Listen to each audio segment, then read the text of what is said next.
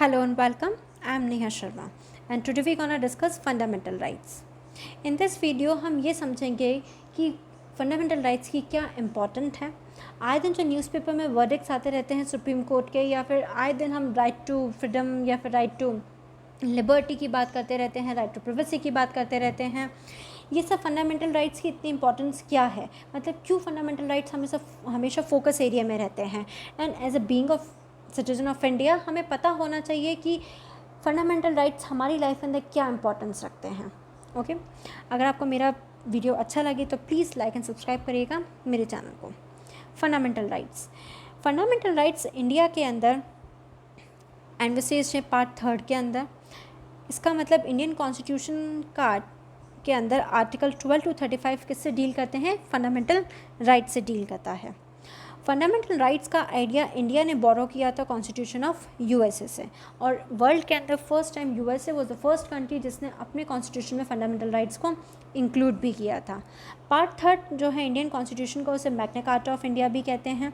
Now what is Magna carta? Magna carta एक great charter था जो कि किंग जॉन ने इन द ईयर 1215 में इशू किया था। Now what is that great charter? That was the most important document in the history, जिसका main M था is to establish the principle that everyone is subject to the law, even the king is subjected to the law, and it guarantees some rights to the individual. Okay, ये कुछ rights देता था individuals को, like right to justice, right to a fair trial. तो इसका मतलब in the world history first time किसी ने rights की बात की थी। दो ये जो मैग्ना कार्टा के अंदर या फिर इस ग्रेट चार्टर के अंदर जो रूल्स थे या जो राइट्स दिए गए थे वो इतने वाइड एक्सपेंडेड नहीं थे जितने कि आज के टाइम में फंडामेंटल राइट्स के अंदर एनविसेज्ड हैं और जो लोगों को फंडामेंटल राइट्स दिए जाते हैं। But yes, it talks about some rights to the individual. What is the importance of fundamental rights? Firstly, fundamental rights are important for the promoting the ideal of political democracy. What is political democracy? Political democracy एक ऐसा political system है जिसमें वहाँ के citizen या उस country के citizen के पास में right है for choosing and replacing the government of their own choice through free and fair elections. Okay, इसका मतलब active participation of people as citizen in politics and civic life. Thirdly, protection of human rights of all citizen. इसका मतलब political democracy क्या ensure करता है? Active participation of people in politics and civic life. Secondly, fundamental rights overall development of citizen के लिए भी important है। It is to ensure the fullest physical, mental and moral development of every citizen. Thirdly, to generate a sense of security among the minorities. Okay, minorities को ऐसा ना लगे कि उनके ऊपर मेजॉरिटीज़ का रिप्रेजेंटेशन जो है वो थोपा जा रहा है। ओके, दे वोंट फील कि उनको नेग्लेक्ट किया जा रहा है या उनकी बात नहीं सुनी जा रही है। Fourthly, it is to prevent the establishment of authoritarian despotic rule in country. They also protect the liberties and freedoms of the people against the seizure by the state. इसका मतलब स्टेट अपनी मन मर्जी से लोगों के फ्रीडम या liberties को नहीं छीन सकता है। फंडामेंटल राइट्स ये इंश्योर करता है कि स्टेट अपनी मर्जी से कोई भी रिस्ट्रिक्शंस नहीं लगा सकता या फिर मर्जी से लोगों की लिबर्टी या फ्रीडम को नहीं छीन सकता है। Fundamental rights are also serve as a check on the government.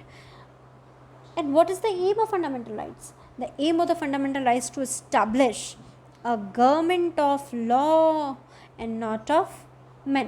इसका मतलब फंडामेंटल राइट्स ये कहते हैं कि गवर्नमेंट कैसी होगी, लॉ के थ्रू बनी हुई, जो बातें कॉन्स्टिट्यूशन में लिखी गई हैं उस हिसाब से गवर्नमेंट बनेगी। ओके, ऐसा नहीं है कि जिन लोगों को रिप्रेजेंटेशन के लिए चूज़ कर लिया गया है या जो रिप्रेजेंटेटिव हैं वो अपनी मर्जी से कुछ भी गवर्न कर सकते हैं लोगों को वहाँ के। ओके, तो main aim is to a government of law and not of man. Now, what are features of fundamental rights? Firstly, fundamental rights is an integral part of constitution. Integral part का मतलब है कि state जो है कोई भी ordinary legislation से इनको नहीं हटा सकती है। It means can not be taken away by ordinary legislation. कोई स्टेट कोई भी ऐसा लॉ पास करके इनको नहीं हटा सकती है। ओके मतलब ऑर्डिनरी लॉ पास करके नहीं हटा सकती है। अगर कोई ऐसा लॉ बनता है तो उसे नल एंड वॉइड डिक्लेयर कर दिया जाएगा।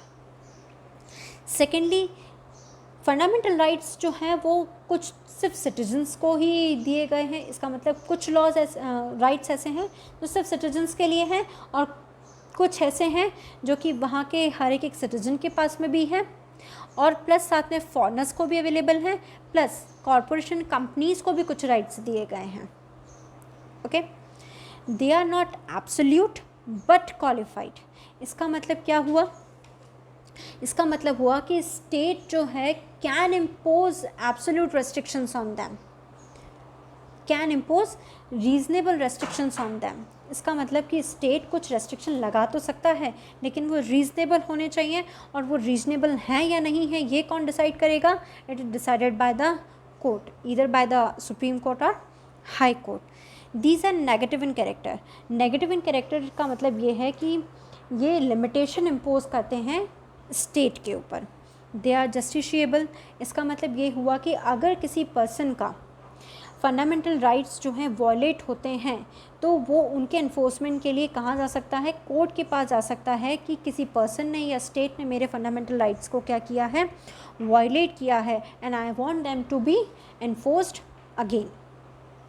दैट मीन्स फंडामेंटल राइट्स जो हैं वो जस्टिशिएबल हैं। Fundamental rights are amendable. Although fundamental rights are integral part of constitution, उनको ऑर्डिनरी लॉ से चेंज नहीं किया जा सकता या हटाया नहीं जा सकता है, लेकिन they are amendable. That is they are not sacrosanct और परमानेंट नहीं है। पार्लियामेंट के पास में ये पावर है कि वो कॉन्स्टिट्यूशन के किसी भी पार्ट को अमेंड कर सकता है इंक्लूडिंग द फंडामेंटल राइट्स, पर basic structure of the constitution में कोई चेंज नहीं आना चाहिए। It means parliament can change और अमेंड द फंडामेंटल राइट्स, पर basic structure of constitution change नहीं होना चाहिए। Fundamental rights can be suspended.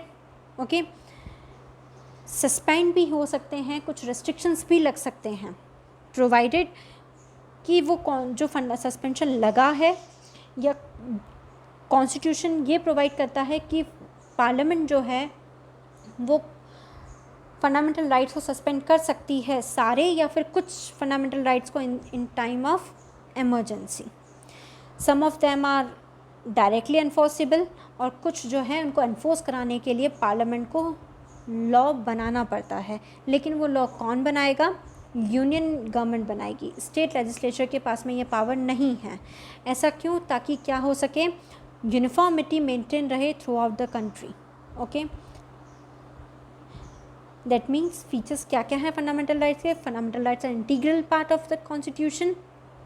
Okay, ordinary law से हम इन्हें नहीं हटा सकते हैं। कुछ सिटीजन्स को ही दिए गए हैं फंडामेंटल राइट्स, और कुछ जो हैं वो foreigner citizens and corporation companies को भी दिए गए हैं। They are not absolute but qualified हैं ये। They are negative in character, they are justiciable. इसका मतलब कि कोई पर्सन को लगता है कि उसका फंडामेंटल राइट को वॉयलेट किया गया है ईदर बाय अ पर्सन और a state, he or she can go to the court for their enforcement. Fundamental rights are amendable, though they are integral part of constitution, but they are amendable.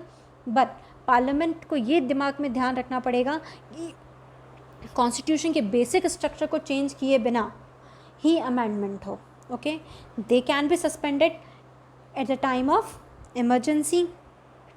Most of them are directly enforceable, और कुछ को enforce कराने के लिए only union government can make law to maintain uniformity throughout the country. Thank you. I guess आपको ये video अच्छा लगा होगा. Please like and subscribe my channel.